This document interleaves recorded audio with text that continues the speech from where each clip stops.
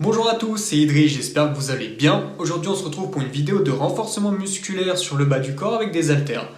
Comme Vincent l'a très bien expliqué dans la vidéo précédente, on va rechercher l'échec musculaire moins de répétitions.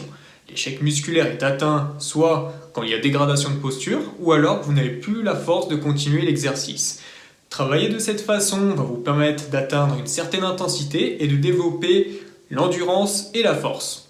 Le fait de s'arrêter juste avant cette limite va favoriser la prolongation totale de la séance et du coup rajouter une charge de travail supplémentaire.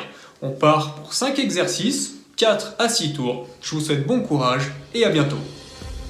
Les squats sumo, un haltère dans chaque main, les paumes vers le ciel, les coudes près du corps, les pieds sont écartés plus large que le bassin et la pointe des pieds ouverte vers l'extérieur. Réalisez un squat en conservant le dos droit et l'alignement cheville, genou, bassin. Descendez les cuisses parallèles au sol ou plus bas si vos qualités de souplesse le permettent. Les fentes avant, un haltère dans chaque main, les bras tendus, les omoplates serrées et la poitrine sortie. Faites un grand pas en avant puis fléchissez les deux jambes.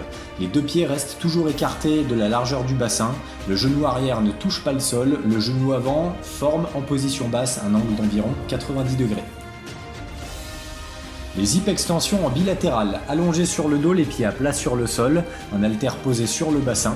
Poussez avec les talons dans le sol en soufflant et montez le bassin le plus haut possible. Contrôlez bien la descente. Variante plus difficile en unilatéral, posez un pied sur le genou opposé et poussez sur le talon au sol.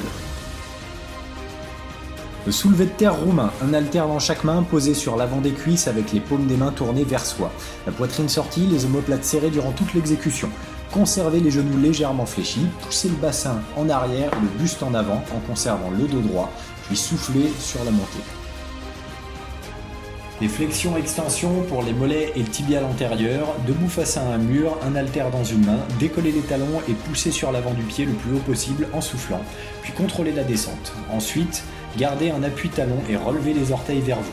Cela permet notamment de solliciter le muscle tibial antérieur, ce qui permet entre autres de limiter le risque de périostite, ce qui est particulièrement intéressant si vous pratiquez un sport avec beaucoup d'impact au sol.